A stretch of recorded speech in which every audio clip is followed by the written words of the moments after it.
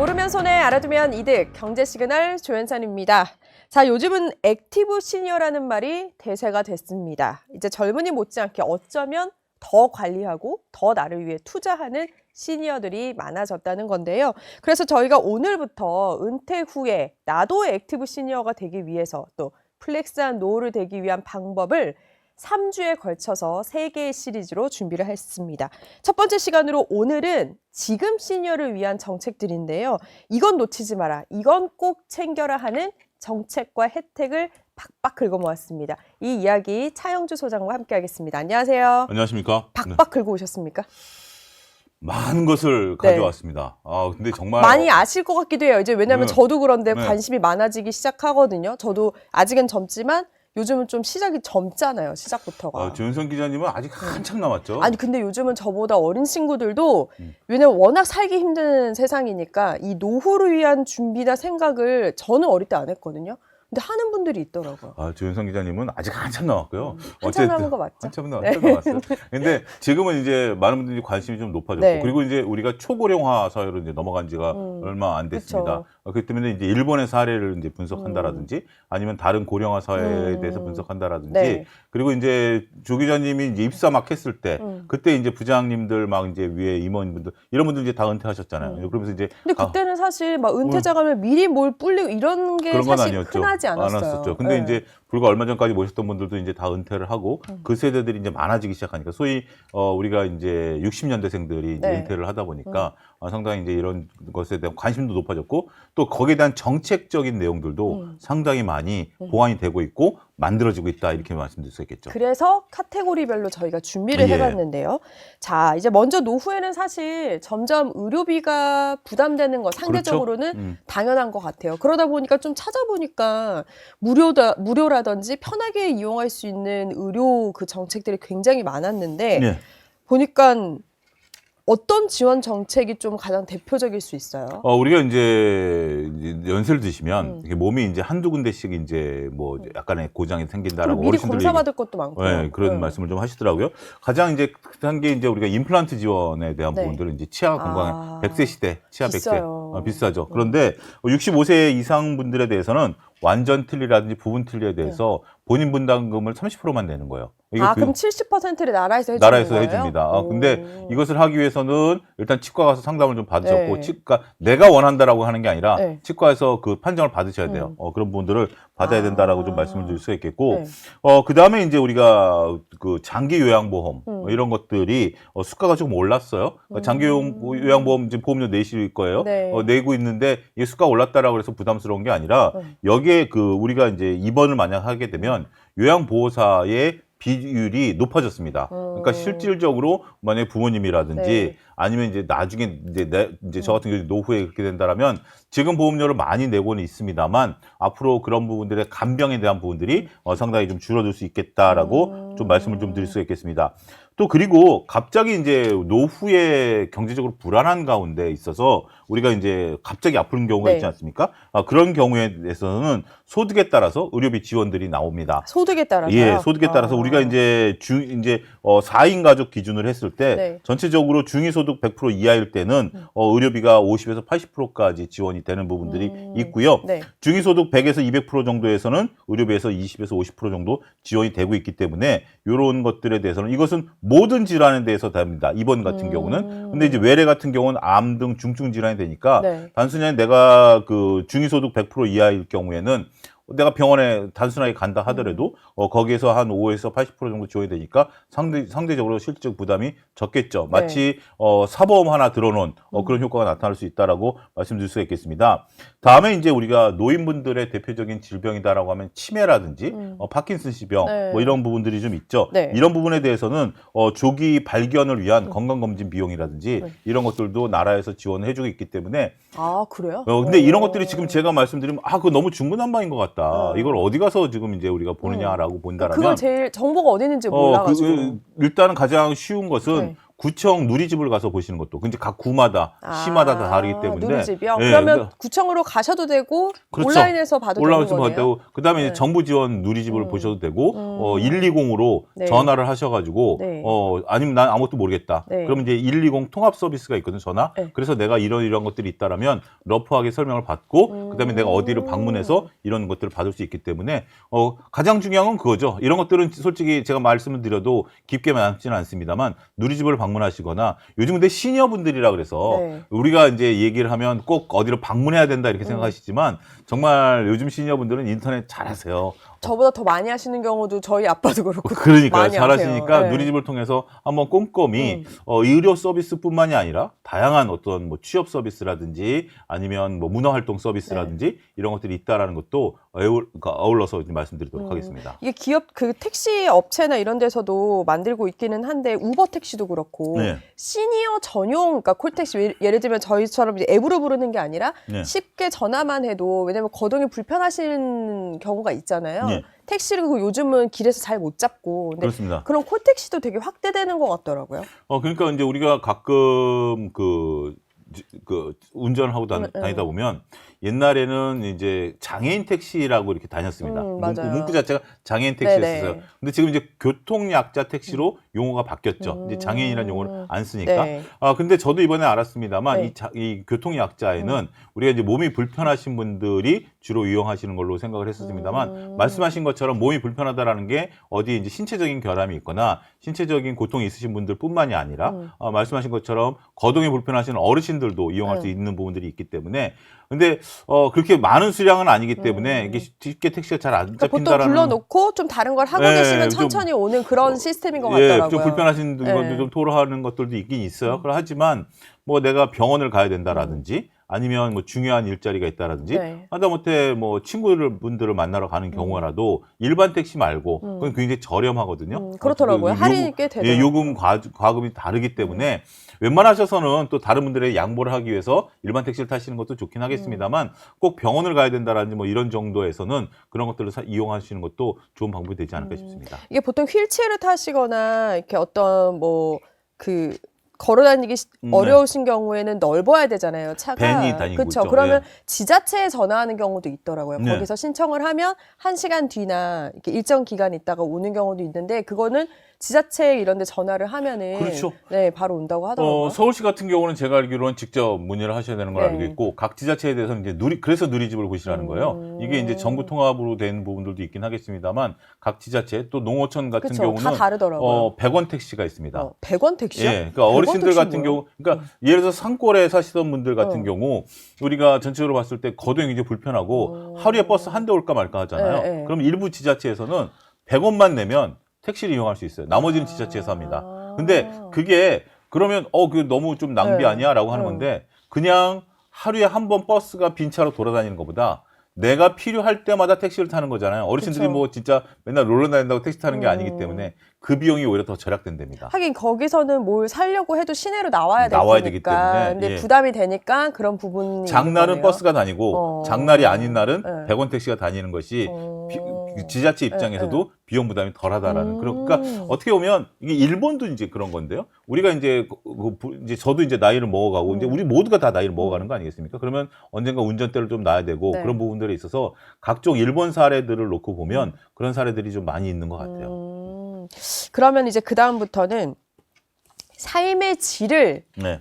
그만큼 중시하시는 분들이 많은 것 같아요. 수명도 길어졌고 그리고 이제 은퇴를 해도 사실 너무 젊어요. 이제는 그러다 보니까 활동하는 게 더 많아지면서 문화생활 같은 그런 이제 활동들을 많이 하시니까 그런 전책들을 뭐 박물관이나 이런 데는 당연히 무료로 들어가는 경우가 그렇죠. 많고 예. 그 외에도 문화생활 뭐 정책들이 좀 있어요. 우리가 이제 전체적인 이제 바우처 같은 경우로 이제 네. 주는 경우가 있는데요. 우리가 통신비 같은 경우는 월 최대 12,000원 정도 할인이 됩니다. 네. 그렇기 때문에 알트폰은 해당이 안 돼요. 그러니까 일반 폰만 그래요? 예, 네. 해당이 되기 때문에 우리가 아무래도 뭐 통신이 있어야만 네. 부모님께 음. 한 달에 몇 번 전화하시나요? 저는 같이 살고 있어서 같이 살고 있어서 매일 하고 있죠. 매일 하고 있나요? 저도 일주일에 뭐 서너 번 이상 네. 하려고 노력을 하고 그러는데 많이 하시는 예, 편이네요. 예. 저는 막내라. 막내라 그러세요? 또 그런 게 있고 또 어르신들은 또 그 전화 또 기다리시는 게 있으니까 어쨌든 그쵸. 통화를 한다라는 게 상당히 좋다라고 좀 말씀을 좀 드릴 수가 있겠고 네. 그다음에 이제 교통비 같은 경우 우리가 이제 앞서 이제 뭐 특별한 몸이 불편하신 분들은 있긴 했습니다만 이게 돌아다닌다라는 것이 굉장히 조금 어르신들한테는 긍정적이죠. 집에만 있으면 그쵸. 정신적으로도 좀 우울증이 올 수 그리고 있지만 집에 있기엔 너무 젊어요, 이제. 그렇죠. 예, 뭐 70대도 너무 젊으시고. 네, 70대, 80대 뭐 그리고 또 요즘 뭐 문화센터 가면 문화센터에 가서 내가 즐기시는 분들도 있습니다만 봉사활동 하시는 어르신들이 그렇게 많다라고 하시네요. 그렇더라고요. 그러니까 몸을 쓴다라는 것이 네. 상당히 좀 긍정적이고 네. 말씀하신 것처럼 이제 그 우리가 문화비 같은 경우 실질적으로 뭐 버스를 타고 와도 난 이제 뭐 그런 것들은 생각하지 않고 그냥 네. 나의 여가를 즐길 거야라고 한다라면 고궁이라든지 국립박물관, 그다음에 국립미술관 같은 경우 이제 무료 입장이 가능하시고 네. 전체적으로 문화 패스라는 것들이 있기 때문에 할인을 좀 받는 그런 부분들도 있습니다. 음. 그 외에 우리가 이제 뭐 어르신들을 위해서 주요 ATM기의 수수료가 면제된다라든지 아무래도 현찰 많이 쓰시니까 네. 그런 혜택들이 있다라는 것들을 보면 전체적으로 어르신들을 위한 어떤 문화 활동에 대한 지원들, 그다음에 행사들, 네. 그다음에 또 그런 것도 있어요. 우리 그 파크 골프장이 우리나라에 몇 개 있는지 아십니까? 우리나라에 한 2천여 개가 있답니다. 그렇게 많이 있어요? 굉장히 생각보다 파크 많네요. 골프장이 그렇게 많이 있어요. 그래서 그런 파크 골프장이 지금은 우리가 이제 골프를 실외에서 치는데 실내 골프장이라는 게 있잖아요. 예를 들어서 저쪽 창동이라든지 네. 상계에서는 네. 거대한 스포츠 센터 그다음에 그 공공기관에다가 실내 파크장을 또 만들어 놓고 어르신들에게 저렴하게 이용할 수 있는 이런 체육 활동을 보조적으로 하는 부분들도 있어요. 그렇기 때문에 여러분들이 그런 걸 잘 활용하신다라면 교통비 저렴하죠. 그다음에 뭐 이렇게 체육 활동 같은 거 하실 수 있는 것들을 잘 활용하시는 것이 좋지 않을까 싶습니다. 물론 많이들 아시겠지만 은근히 몰라서 어디 가야 될지 모르는 분들도 계시거든요. 그렇습니다. 그럴 때 좀 이용하시면 좋을 것 같다는 생각이 네. 좀 들기는 하네요.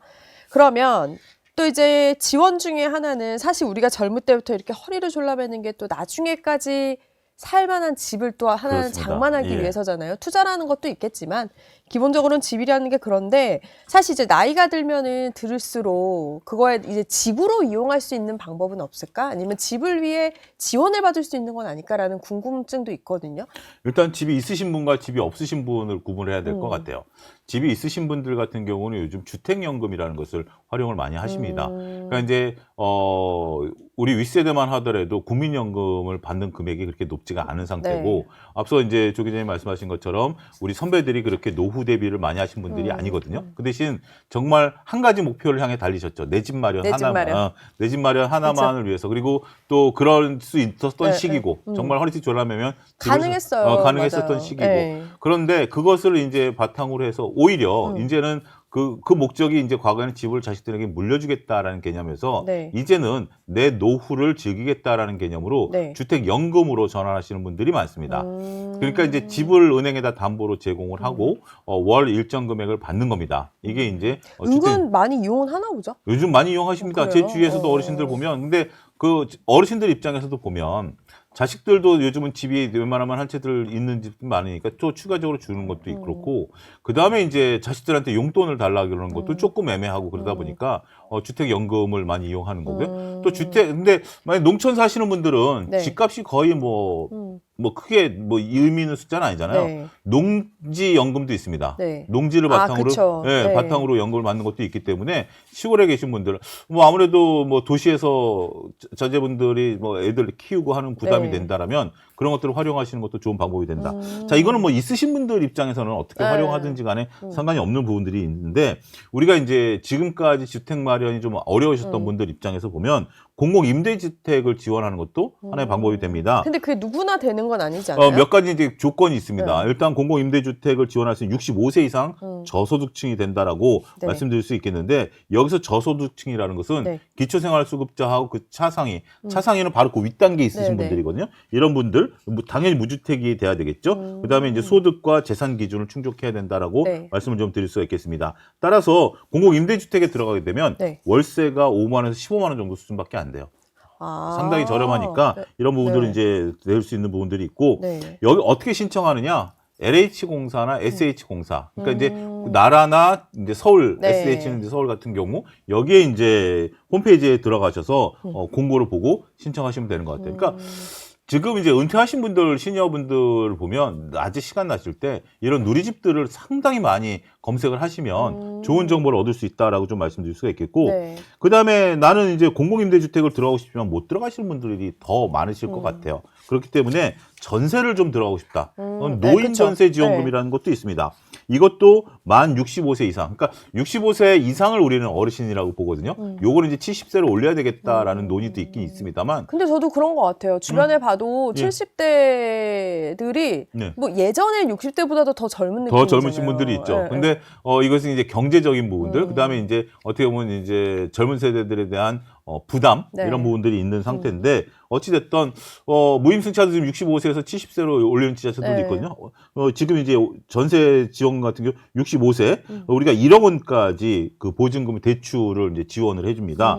대출 금리는 1에서 2%니까 네. 상당히 낮은 수준으로 될 수 있는 부분들이 있어요. 이것은 주거복지센터라든지 네. 국민주택기금 홈페이지에 들어가셔서 신청을 하실 수가 있습니다. 여러 가지 이제 서류들을 이제 제출을 하고 나서 다 주는 건 아니고요. 네. 어찌됐든 이제 지원 요건이 된다라면 상당히 유리할 수 있겠다. 그리고 내가 이제 아파트가 아니고 일반 주택에 사는데 집이 좀 너무 낡았다라고 하시는 분들에 대한 지원책도 있어요. 그래요? 정말 꼼꼼하죠. 오, 근데 그래요? 주택 의외네요. 유지보수 지원이라는 게 있습니다. 네. 이것도 65세 이상, 무조건 65세 이상이라고 아. 생각하시면 될 것 같아요. 그리고 이제 저소득층 분들인데 네. 최대 500만 원까지 지원을 합니다. 그러니까 진짜 살기 사는데 네. 어쨌든 문제 없이 살 수 있도록 이제 마련을 한 장판, 거네요. 도배, 창문 네. 교체 뭐 이런 쪽에 들어가는 거니까 그건 어디 신청하는 거예요? 이런 거 같은 경우 이제 거주지 뭐 관할 주민센터에 신청하시면 됩니다. 주민센터에 가셔서 그거 되게 좋은 정보네요. 예, 내가 이제 집이 좀 낡았다. 뭐 정말 우풍이 좀 세다. 이런 거면 창틀 교체하고 네. 이런 것들이 있어서 500만 원 정도면 웬만한 집 고치는데 뭐 제가 볼 때는 무리 없다라고 봐요. 그런 것들이 좀 있고요.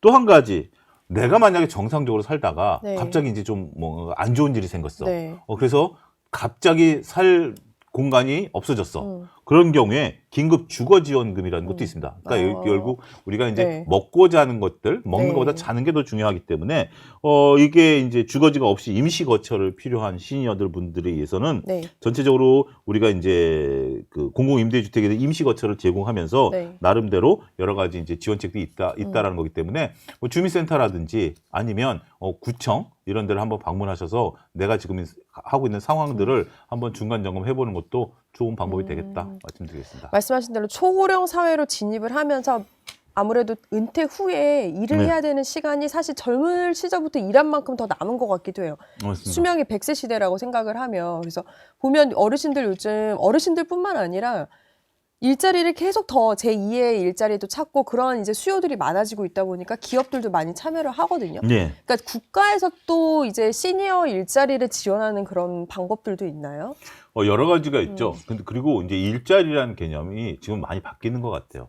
그러니까 과거에는 기존 일자리 속에서 어르신들이 할 수 있는 일자리를 찾았죠. 그러다 네. 보니까 실질적으로 과거의 경력과 단절된 단순 노동이라든지 그쵸. 단순 일자리밖에 없었던 부분들이죠. 하지만 이제 사회가 고령화 사회로 가게 되고 그러면 우리가 이제 어르신들이 그동안 살아왔던 경력을 살릴 수 있는 부분들도 있고 그리고 실질적으로 그들이 어르신을 돌봄할 수 있는 네. 이러한 새로운 일자리를 만들어내는 부분들도 있고요. 또 기업 입장에서 본다라면 전체적으로 어르신들을 활용할 수 있는 우리 이제 영화에서 나오는 인턴십 같은 경우 이런 것들도 지금 제도가 다양해지고 있다라고 말씀드릴 수가 있겠습니다. 단순 노동에서 네. 여러 가지로 이제 진화되고 있다라는 건데 일단 시니어 인턴십 같은 경우 네. 상당히 조금 긍정적으로 볼 수 있겠는데 이게 이제 그 시니어를 인턴으로 해서 기업이 이제 활용을 하게 된다라면 3개월 동안 네. 1인당 최대 40만 원을 정부에서 지원을 해주니까 이 돈은 기업한테 주는 거고요. 네. 기업 입장에서 이 돈에다가 플러스 알파를 해가지고 이제 인턴에게? 지원을 할 수 네. 있다는 그게 40만 원이 월급의 50% 정도 되니까 최대 이제 이 수준 정도 된다라고 말씀드릴 수 있겠죠. 그리고 이제 인턴을 6개월 정도 한 다음에 네.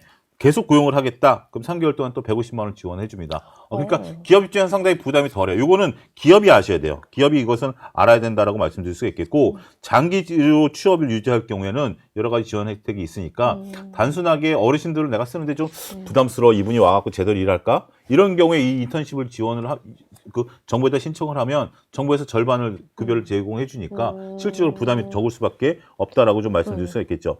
그리고 지금 이제 시니어 일자리에 대해서는 국가적으로도 생각을 좀 달리하고 있습니다. 네, 어떻게 어떡해요? 달리하냐면 단순하게 이제 퇴직하신 분들이 집에 있는 부분들이지만 국가적인 건강 문제라든지 네. 그다음에 우리가 이제 단순하게 비용 문제가 아니라 그분들이 활동함으로써 경제가 다시 늘어날 수 있는 부분들이 있거든요. 네. GDP에서 차지하는 비중이 일본 같은 경우 20%가 넘습니다. 시니어 분들이.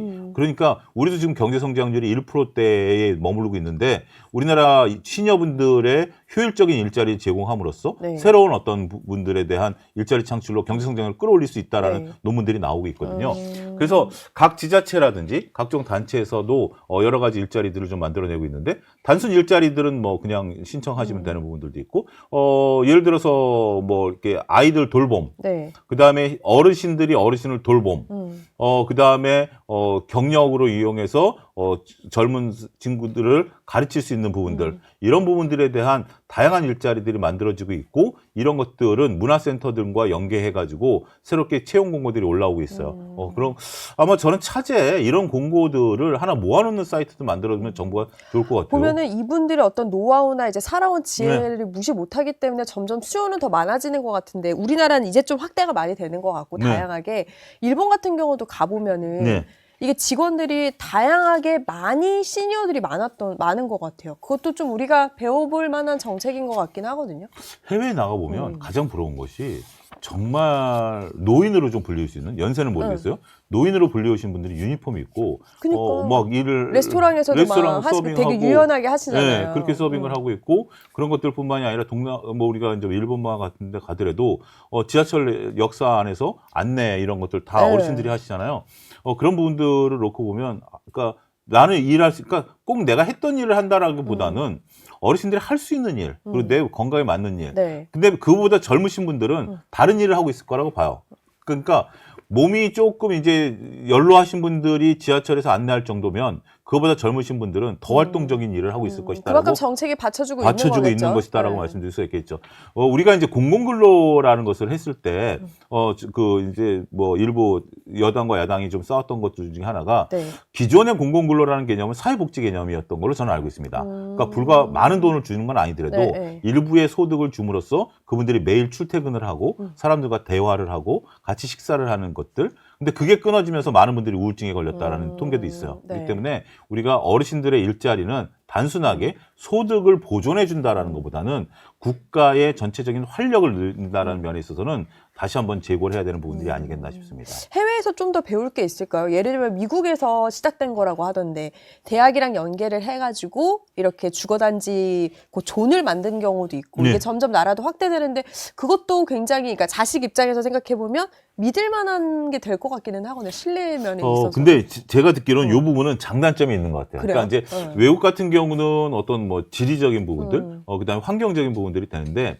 우리나라 이제 실버타운이라는 게 있죠. 실버타운이 네, 과거에는 이제 서울을 중심으로 해서 서울 외곽에 생겼다가 지금은 실버타운이 서울 시내로 다시 들어오는 과정입니다. 맞아요. 그 건대 쪽에도 하나 있잖아요. 네, 거기 있고 저기 성수에도 있고요. 네. 이렇게 실버타운이 들어오고 있어요. 그 이유 중에 하나가 어르신들이 갖는 이 정신적인 부분들 중에 하나가, 그러니까 우리가 노후를 대비할 때 가급적 살던 지역에 머물러라는 거야. 그러니까 거기 떠나고 싶진 않은 거군요. 익숙한 곳에서 아무래도 커뮤니티도 있고, 그쵸. 내가 지금 시금치를 사야 되면 시금치는 오른쪽에 있는 시장이 싸고, 과일은 왼쪽에 있는 시장이 싸고, 이게 어르신들은 그 답이 있잖아요. 무시 못하죠. 그런 것들 수 있어야 정신적으로 정서적으로 안정이 된다는 네. 거예요. 그런 부분들이 있기 때문에 우리나라에 맞는 그런 부분들이 된다라는 것들이고, 그래서 지금 우리가 시행하고 있는 것 중에 하나가 주택연금, 농지연금을 네. 잘 어르신들을 설득해서 활용하라는 거예요. 내가 살고 있는 집이 내 자산을 가지고 거기 소득이 생김으로써 내가 실질적으로 움직일 수 있는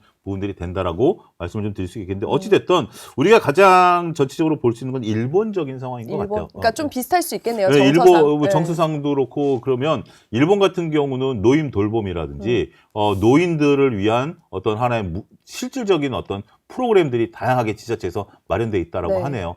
그런 부분들을 보면 결국은 그래야만 그 지자체에 인구 감소가 없는 거예요. 안 그러면 계속 떠나고 자식들 있는 쪽으로 가버리고 막 이런 부분들이 있기 때문에 그런 노인분들을 좀 불러드리고 또 그 일본 지자체에서는 빈집들이 많지 않습니까? 네. 우리도 이제 그런 것들이 되니까 네. 그거를 젊은 층들을 불러오는 하나의 요소로 만들고 그거를 또 노인들과 연계해서 어르신들과 연계해서 어떤 문화 사업이라든지 생산 산업들을 이끌어가는 부분들을 놓고 보면 일본 사례를 많이 좀 참조하는 것도 도움이 되지 않을까. 다행스러운 것은 제가 이제 그 노후 대비 쪽에서 관심을 좀 갖기 시작하고서 보니까 1년 전과 지금 한 1년 사이에 일본에 대해서 그 일본 분들이 쓰신 그 현실적인 책 논문들 말고 네. 우리가 실생활에 적응할 수 있는 책들이 많이 쏟아지고 있어요. 그렇기 때문에 정책을 연구하시는 분들에서는 당연히 가보시고 네. 뭐 논문도 보긴 하겠습니다만 거기서 실질적으로 성공 사례들에 대한 것들을 참고하시는 것도 도움이 되지 않을까 싶습니다. 소장님 그럼 마지막으로 예. 경제 전문가시기도 하고 자산 전문가시기도 하니까 개인적인 소장님의 노후 계획, 노후 팁 알고 싶어요.